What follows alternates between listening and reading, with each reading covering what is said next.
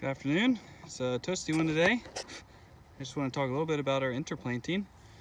A couple things we did. So here we just harvested garlic, and about 2 weeks before we harvested the garlic, a week and a half before we harvested, we put sweet potato slips in between the garlic. The garlic kind of grows because it's a bulb underground, and the roots actually grow like further down than the bulb yet. So there's actually some growing space right where the bulb's at, where the roots aren't really using, and it seemed like the sweet potato plants were actually growing with the garlic. A lot of times when you interplant, there's some stunting that goes on, like this sweet potatoes may not take off until the crop they interplant them with gets taken out. But these are definitely, we just harvested garlic like 2 days ago, yesterday maybe, a couple days ago. And these are already about twice as big as what I planted them. So they wouldn't do that in 2 days. They were already growing, which is quite amazing. So that's one interplanting thing we did, and hopefully there's enough time yet in the season to get a harvest of sweet potatoes. As you can see, these are a little bit behind these plants. So these plants were planted probably a month to 6 weeks ago. And these were planted about 2 weeks ago. So there's about 4 weeks in between them. And another thing we did here, we just planted some carrots in this bed. So this time of year, as you can see, the garden is full. And there's not much room when we have our succession plantings that we need to plant, which would be our beans, our carrots, lettuces. Lettuces we can kind of squeeze in wherever we can, but the beans and carrots is kind of nice to have to plant a whole bed and not just a little bit here, a little bit there. So I needed a bed opened up. And these potatoes are still growing a little bit, but the tips are starting to brown.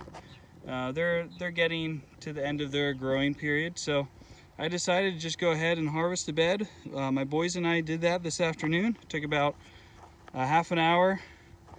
We just do it by hand. We don't bring in a potato digger.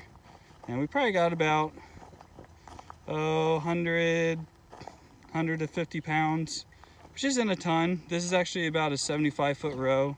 Not 100 foot, because our beds kind of get short there at the end with it's actually kind of a waterway that it's following.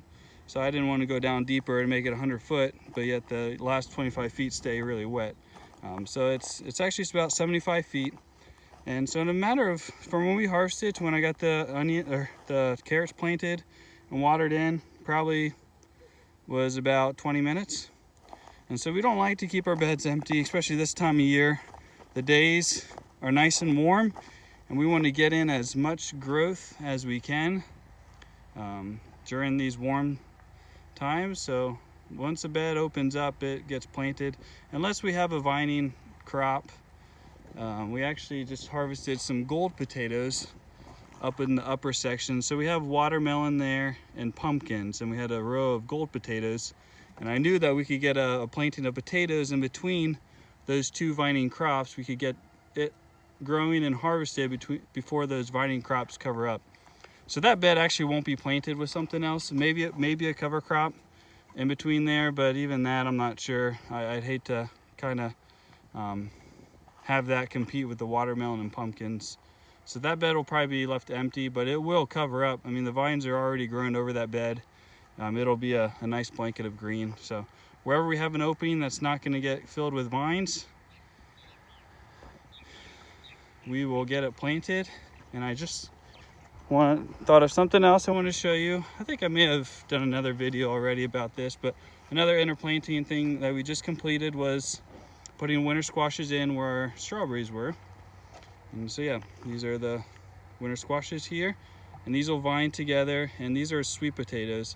So sweet potatoes kind of will kind of vine and crawl with the other winter squashes. We did that last year, and the sweet potatoes were a little smaller, but they still did well enough to not leave that bed empty or to just put a cover crop. I mean, the sweet potatoes are kind of a cover crop in and of itself. So if we can get a harvest from our cover crop, we're going to plant something that we can get a little bit from. So yeah, that's what we're doing today. And this time of year is busy. Taking out the first plantings and getting the second plantings in. So if our videos aren't coming as often as we once were, that's probably because we're out here getting our beds all planted and harvested. So until next time, eat well, live well.